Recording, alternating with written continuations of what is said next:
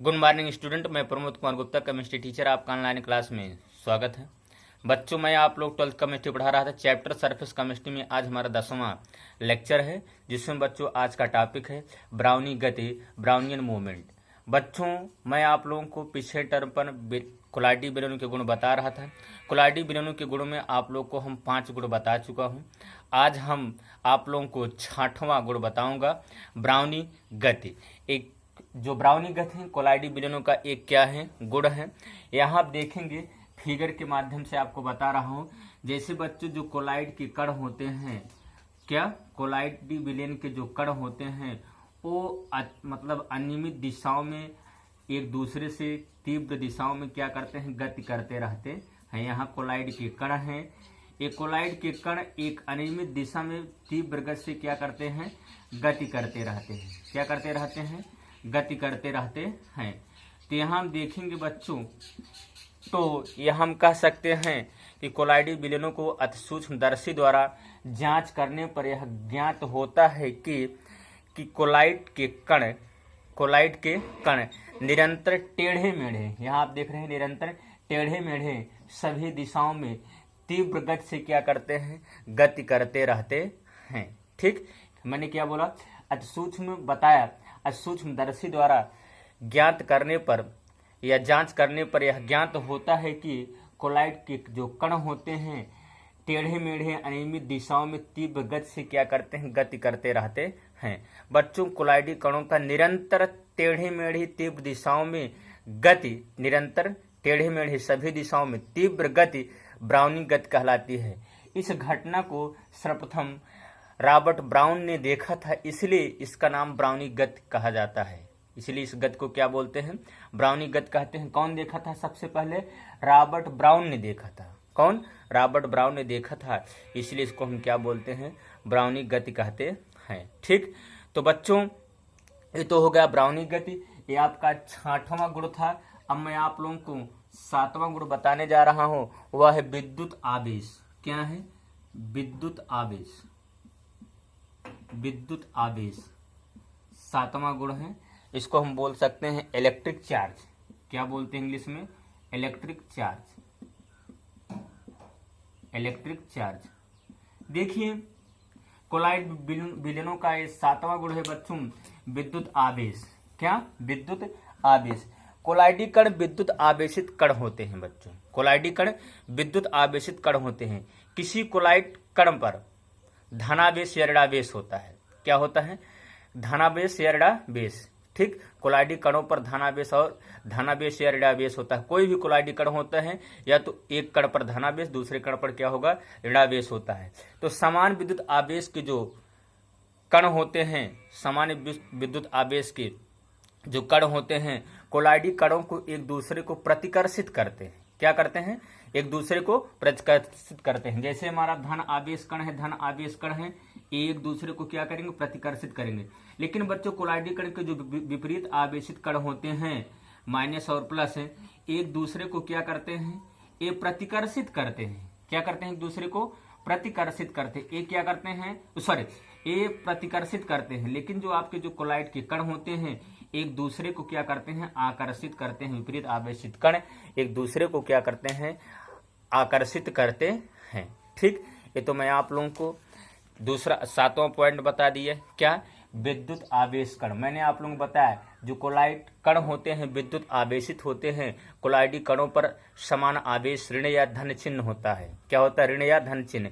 किसी कण पर धन चिन्ह, किसी कण पर ऋण चिन्ह। बताया गया बच्चों, समान आवेश के जो कोलाइड कण होते हैं एक दूसरे को प्रतिकर्षित करते हैं, लेकिन विपरीत आवेश के जो कोलाइड कण होते हैं एक दूसरे को आकर्षित करते हैं। अब मैं आप लोग को यहाँ बताऊंगा वैद्युत कण संचालन। अगला गुण कोलाइडी विलयनों के गुण में 8वां है वैद्युत कण संचालन। वैद्युत कण संचालन। वैद्युत कण संचालन। क्या, वैद्युत कण संचालन, इसको बोलते हैं इलेक्ट्रोफोरेसिस।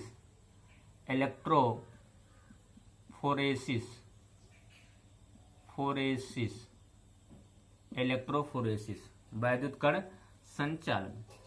तो यहाँ देखिए वैद्युत कण संचालन किसे कहते हैं बच्चों? कोलाइडी विलयनों का वैद्युत क्षेत्र में रखने पर कोलाइडी कण कैथोड या एनोड की ओर गति करते हैं। ठीक, जैसे ये कोलाइड विलयन है, क्या है? ये कोलाइड विलयन है। कोलाइड विलयन में विभिन्न प्रकार की क्या होती है? अशुद्धियाँ होती हैं। यहाँ जैसे माइनस आयन की अशुद्धियाँ होती है, प्लस आयन की अशुद्धियाँ होती हैं। ठीक, ये सब क्या होती है? अशुद्धियाँ होती हैं। इन अशुद्धियों को क्या किया जाता है? निष्कासित किया जाता है। क्या किया जाता है बच्चों? निष्कासित किया जाता है। ठीक, ये कोलाइड के पार्टिकल हैं। ये सब धन कण और माइनस कण क्या था? यहाँ अशुद्धियां भी कह सकते हैं, या कोलाइड के कण भी होते हैं। कोलाइड के कण पर भी क्या होते हैं? धन चिन्ह और माइनस चिन्ह होते हैं। जैसे यहाँ इस साइड में आप देखेंगे, यहाँ क्या है? यहाँ कैथोड पार्ट है। क्या है? ये कैथोड है। क्या है? कैथोड। यहाँ आप देखेंगे कौन सा पार्ट है बच्चों? एनोड पार्ट है। क्या है? एनोड पार्ट है। एनोड क्या है? एनोड। एनोड आप जानते हैं कैथोड पर क्या होता है? माइनस चार्ज होता है। एनोड पर कौन सा चार्ज होता है? प्लस चार्ज होता है।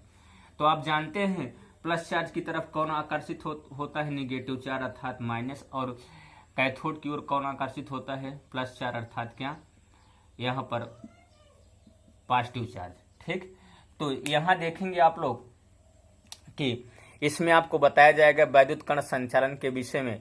तो विद्युत क्षेत्र के प्रभाव में कोलाइडी कणों की जो गति होती है वो वैद्युत कण संचालन कहलाती है। क्या मैंने डिफिनेशन बताया?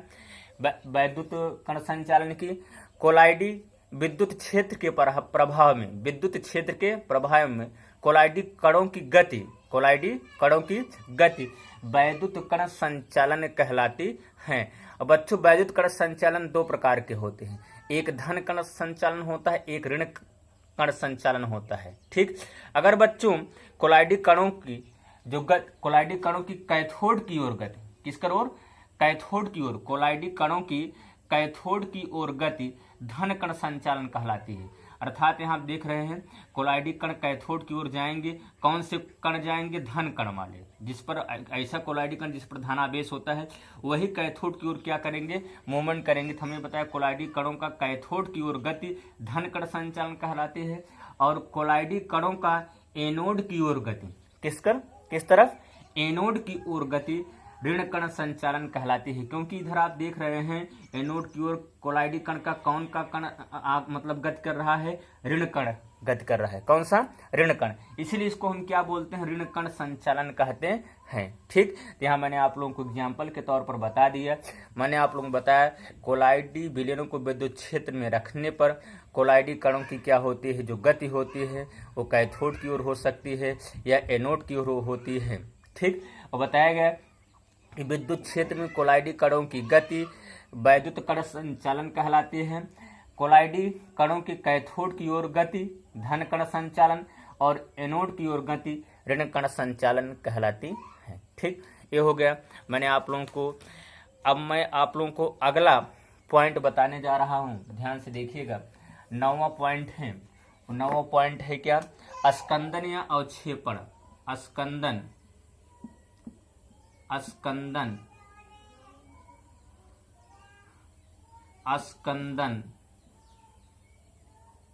या अवक्षेपण। स्कंदन या अवक्षेपण। स्कंदन या अवक्षेपण, इसको हम ऐसे भी लिख सकते हैं। इसी को हम बोलते हैं कोआगुलेशन। क्या बोल सकते हैं?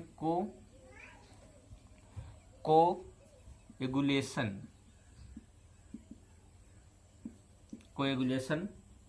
ठीक, तो देखिए बच्चों यहाँ स्कंदन या अवक्षेपण। स्कंदन या अवक्षेपण का मतलब स्कंदित हो जाए, अवक्षेपित हो जाए, थक्का बन जाए। क्या बन जाए? थक्का। किसका?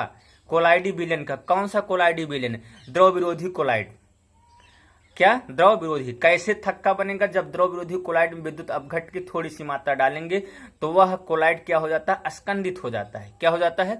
स्कंदित हो जाता है। तो हम कह सकते हैं बच्चों द्रव विरोधी कोलाइड विलयन में विद्युत अपघट्ट की थोड़ी सी मात्रा डालने पर परस्पर मिलकर अवक्षेप बना लेता अर्थात स्कंदित हो जाता है। इस घटना को क्या बोलते हैं? स्कंदन या अवक्षेपण कहते हैं। क्या कहते हैं? स्कंदन या अवक्षेपण कहते हैं। मैंने आप लोगों को क्या बताया, द्रव विरोधी, द्रव स्नेही नहीं बल्कि क्या, द्रव विरोधी। द्रव विरोधी कोलाइड विलयन में विद्युत अपघट्ट की थोड़ी सी मात्रा डालने पर वह परस्पर मिलकर स्कंदित या अवक्षेपित हो जाता है। इस घटना को क्या बोलते हैं, अवक्षेपण या स्कंदन कहते हैं। उदाहरण के लिए आर्सेनियस सल्फाइड साल में, किसमें, आर्सेनियस सल्फाइड AS2 आर्सेनियस सल्फाइड के साल में बेरियम क्लोराइड, कौन सा, barium chloride BaCl2, barium chloride विद्युत अपघट्ट की थोड़ी सी मात्रा डालने पर आर्सेनियस सल्फाइड द्वारा, बेरियम क्लोराइड द्वारा आर्सेनियस सल्फाइड के जो कोलाइडी कण होते हैं वो परस्पर मिलकर क्या हो जाते हैं, अस्कंदित हो जाते हैं। ठीक, अर्थात बेरियम क्लोराइड द्वारा क्या हो रहा है, आर्सेनियस सल्फाइड का साल अस्कंदित हो रहा है। क्या हो रहा है, अस्कंदित। बेरियम क्लोराइड क्या, एक विद्युत अपघट्ट है। तो मैंने आप लोग डेफिनेशन यही बताया कि द्रव विरोधी कोलाइड विलयन में विद्युत अपघट्ट की, यही विद्युत अपघट्ट की थोड़ी सी मात्रा डालने पर वह साल क्या हो जाता है, परस्पर मिलकर स्कंदित हो जाता है। यह घटना अवक्षेपण या स्कंदन कहलाती है। जैसे आर्सेनियस सल्फाइड साल है और इसमें बेरियम क्लोराइड विद्युत अपघट्ट की थोड़ी सी मात्रा डालते हैं तो आर्सेनियस सल्फाइड क्या हो जाता है, स्कंदित हो जाता है। ठीक, और आर्सेनियस सल्फाइड कैसा साल है बच्चों, द्रव विरोधी साल है। कैसा है, द्रव विरोधी साल है। अब मैं आप लोगों को इसी में बताऊंगा, इसी के अंदर हेडिंग है यहाँ आयनों का स्कंदन या अवक्षेपण प्रभाव। आयनों का क्या, स्कंदन या अवक्षेपण प्रभाव। बच्चों यहाँ प्रयोगों द्वारा ज्ञात हुआ कि आयनों का स्कंदन प्रभाव उनके आवेश के चिन्ह पर, आवेश के चिन्ह और उनकी संयोजकता पर निर्भर करता है। आवेश का चिन्ह कैसा है और उनकी संयोजकता कितनी है, इसी पर क्या करता है, निर्भर करता है। बच्चों धनायन जो होते हैं ऋणावेशित साल को स्कंदित कर देते हैं। क्या, धनायन ऋणावेशित साल को स्कंदित करते हैं। और ऋणायन, ठीक, ऋणायन वो बच्चों ऋणायन धनावेशित साल को स्कंदित करते हैं। मैंने आप लोगों को बताया कि जो धनायन होते हैं ऋणावेशित साल को स्कंदित करते हैं, लेकिन जो धनायन होते हैं, जो ऋणायन होते हैं वो धनावेशित साल को क्या करते हैं, स्कंदित करते हैं। इसी के अंतर्गत एक बच्चों क्या है, हेडिंग है हार्डी-सोल्जे का नियम। क्या है, हार्डी-सोल्जे का नियम। मैं आप लोगों को अगले टर्न पर हार्डी-सोल्जे का नियम बताऊंगा। आज के लिए बस इतना ही बच्चों, थैंक यू। जय हिंद, जय भारत।